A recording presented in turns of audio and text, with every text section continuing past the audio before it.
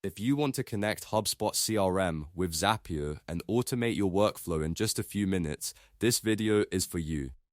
In this tutorial, I'll show you how to use Zapier with HubSpot CRM step by step, from creating your Zap to testing it and publishing it live.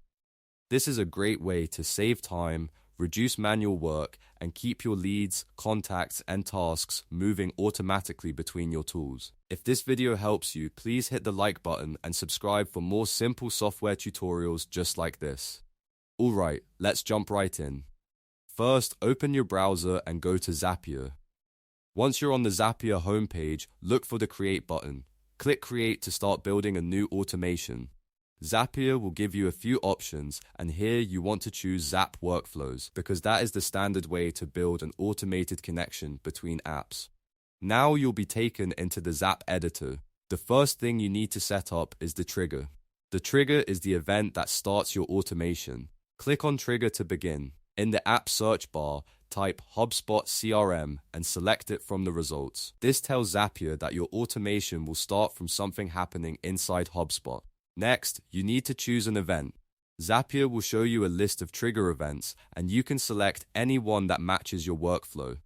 For example, you might choose a new contact, a new deal, or another HubSpot event depending on what you want to automate. After choosing your event, connect your HubSpot account by logging in. Once your account is connected, Zapier can access the data needed for the workflow to run. Now that the trigger is set, it's time to add the action. Click on Action to define what Zapier should do after HubSpot triggers the workflow. In the App Search field, search for another app you want to connect, such as Google Sheets. You can choose any app that fits your use case, but in this example, Sheets is a common option if you want to store or track data in a spreadsheet. After selecting the app, click on Choose an Event and pick the action you want Zapier to perform. This could be creating a row, updating a record, or sending information to that app. Once again, Zapier will ask you to log in to that account, so go ahead and sign in. After the account is connected, your second step is ready. At this point, you can review the workflow and make sure everything is set up correctly. Zapier will usually show you the trigger on one side and the action on the other, so you can confirm that HubSpot CRM is sending data into the app you chose. If needed, you can adjust the settings before moving forward. When everything looks good, click Build It in the top area to continue. Zapier may prompt you to map fields or confirm details depending on the apps you selected.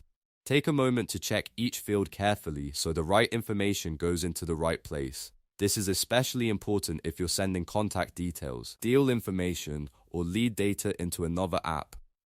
Once your setup is complete, click Test Run. This is a very important step because it lets you make sure the automation works before you turn it on.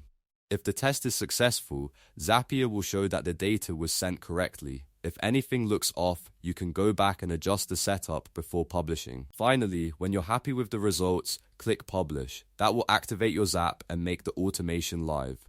From that point on, whenever the trigger happens in HubSpot CRM, Zapier will automatically carry out the action you set up. No more repetitive copy and paste, and no more manual syncing between apps. And that's it. You've now learned how to use Zapier with HubSpot CRM, create a workflow, connect an action app, test the automation, and publish it successfully. If this walkthrough helped you, don't forget to like this video, subscribe to the channel, and turn on notifications so you never miss the next tutorial. Thanks for watching, and I'll see you in the next one.